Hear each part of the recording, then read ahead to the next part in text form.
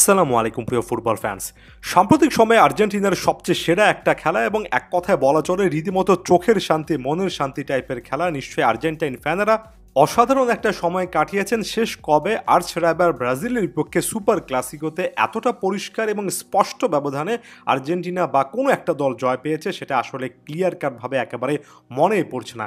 সব মিলে 56% সময় বলটা নিজেদের পজিশনে রাখার পাশাপাশি 12টা শট, যেখান থেকে 7টা শট অন টার্গেট, 4টা গোল, আরও গোল হতে পারত। ওই জায়গা থেকে ব্রাজিল মাত্র 3টা শট নিতে পেরেছে। একটা গোল ক্রিস্টিয়ান রোমেরোর একটু ভুলের কারণে কনসিড করেছে আর্জেন্টিনা, না হলে খুব একটা বেশি ক্লিয়ার কাট চান্সেস ব্রাজিল একেবারে তৈরি করতে পারেনি।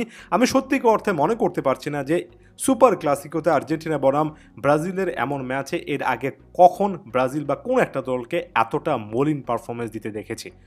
হুলিয়ান আলভারেজ ম্যাচটা শুরু করেছিলেন দুর্দান্ত একটা স্টাইলে। থিয়াগো আলমাদা অসাধারণ একটা ডিফেন্স ছেদে পাসের মাধ্যমে ডিবক্সের মধ্যে হুলিয়ান আলভারেজকে খুঁজে পেয়েছেন এবং সেখান থেকে ক্লিনিক্যাল ফিনিশ করে এসেছেন। এই মুহূর্তে ক্যারিয়ারের সবচেয়ে সেরা ফর্মে থাকা আলভারেজ, এই আলভারেজ সম্পর্কে নতুন করে কোনো কিছু বলার নেই। শুধুমাত্র একটাবার মনে করিয়ে দিই, এই থিয়াগো আলমাদাকে যেভাবে লিওনেল স্কালোনি প্রমোট করেছেন এবারে ইন্টারন্যাশনাল ব্রেকটাতে, স্কালোনির প্রতি বিন্দুমাত্র যদি আপনার অনাস্থা থাকে এই দুটো ম্যাচের পরে একেবারে সেটা হাওয়ায় মিলিয়ে যাওয়া উচিত। এরপর যদি ব্যাপারটাকে একটু ট্যাকটিক্যালি দেখার চেষ্টা করি, আমার কাছে তো মনে হয় লিওনেল স্কালোনি যে ফাঁদ পেতেছিলেন সেখানে একেবারে ধরা দিয়েছেন ডরিভাল জুনিয়র। রীতিমতো তাকে আউটক্লাস করেছেন আর্জেন্টাইন কোচ। যা যা তিনি চেয়েছেন ঠিক একই জিনিসই করতে বাধ্য হয়েছেন ডরিভাল। যেমন ধরুন, ব্রাজিলের এই দলটাতে মিডফিল্ড সেট আপ বলতে জাস্ট দুজন সেন্টার মিডফিল্ডার, এরপর সামনে আপনারা যে সকল প্লেয়ারদেরকে দেখেন তারা কিন্তু মূলত ফরওয়ার্ড। যতটাই চেষ্টা করেন না কেন তাদের প্রেসিংটা ডিফেন্ডার বা ডিফেন্সিভ প্লেয়ারদের মতো হবে না। শুরুর দিকে দেখবেন আর্জেন্টিনা খুব একটা বেশি ব্রাজিলের হাফে যাওয়ার চেষ্টা করেনি, বরঞ্চ তাদেরকে আমন্ত্রণ জানিয়েছে নিজেদের হাফে এবং এই সুযোগটা নিতে যাচ্ছিল ব্রাজিল। তারা আক্রমণাত্মক একটু ফুটবল যখন খেলতে যাচ্ছিল তখন প্রায় প্রত্যেকটা সেকেন্ড বল যখন আর্জেন্টিনা উইন করেছে, প্রায় প্রত্যেকটা কাউন্টার অ্যাটাকে রীতিমতো ব্রাজিল ডিফেন্সে একের পর এক কাঁপন ধরিয়েছে এবং প্রায় সময় মনে হচ্ছিল যে কোনো মুহূর্তে সেকেন্ড গোলটা আসছে, থার্ড গোলটাও আসছে। এতটাই আগ্রাসী ছিল আর্জেন্টিনার এই কাউন্টার অ্যাটাকগুলো। ডিফেন্সিভ মিডফিল্ডে জোয়েলিন্টন, আন্দ্রে এবং পুরো ডিফেন্স লাইন একেবারেই কিন্তু এখানে আর্জেন্টাইন আক্রমণগুলো আটকাতে পারেনি। সেটা অভিজ্ঞ মার্কুইনিওস হোক কিংবা নতুন মুরিলো হোক, রীতিমতো ভুলে যাওয়ার মতো একটা ম্যাচ কাটিয়েছেন তারা।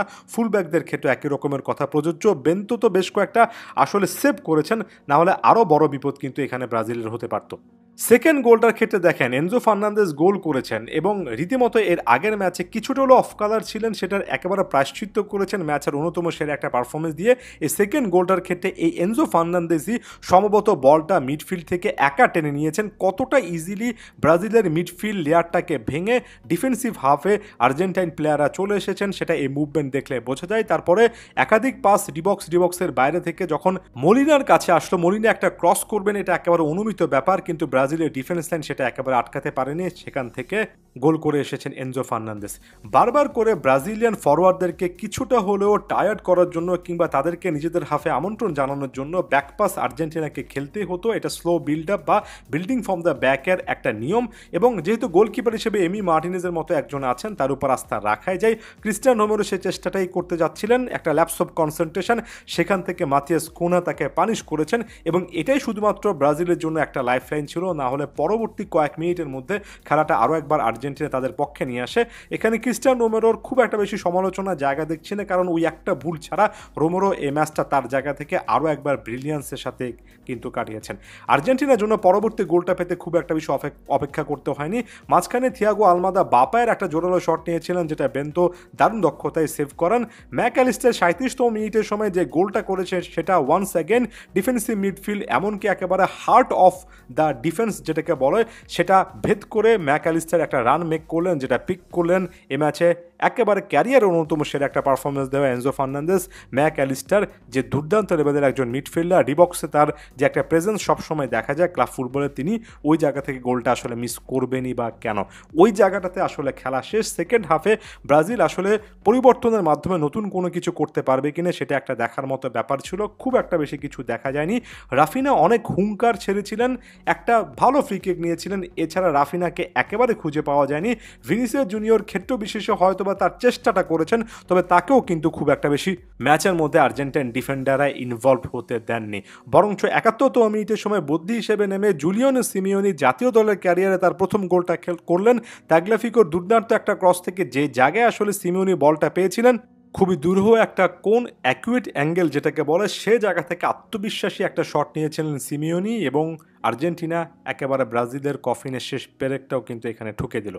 মাঝখানে তাগলিয়াফিকো একটা ইজি হেডার পেয়েছেন, মিস করেছেন। লিয়ান্দ্রো পারেদেস দুর্দান্ত একটা দূরপাল্লা শট নিয়েছেন, যেটা 1 সেকেন্ড বেন্তো সেভ করেছেন। না হলে স্কোর লাইনটা আরও বড় হতে পারতো, তবে সেটা বড় না হলেও একেবারে 16 আনা পরিপূর্ণ একটা ম্যাচ খেলেছে আর্জেন্টিনা, কমপ্লিট ডমিনেশন যেটাকে বলে, এবং এটার মাধ্যমে আর্জেন্টিনা ক্লিয়ার কাটভাবে দেখিয়ে দিয়েছে কেন তারা বিশ্ব চ্যাম্পিয়ন দল, কেন তারা back to back Copa America জয়ী দল।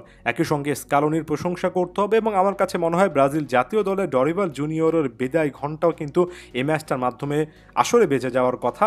ব্রাজিলকে আসলে ডিসাইড করতে হবে এই কোচের অধীনে তারা বিশ্বকাপে যাবে কিনা, কারণ প্রায় প্রত্যেকটা ট্যাকটিক্যাল ব্যাটলে লিওনেল স্কালোনির কাছে পরাস্ত হয়েছেন। পরবর্তী সময়ে একের পর এক ফরওয়ার্ড নামিয়েছেন।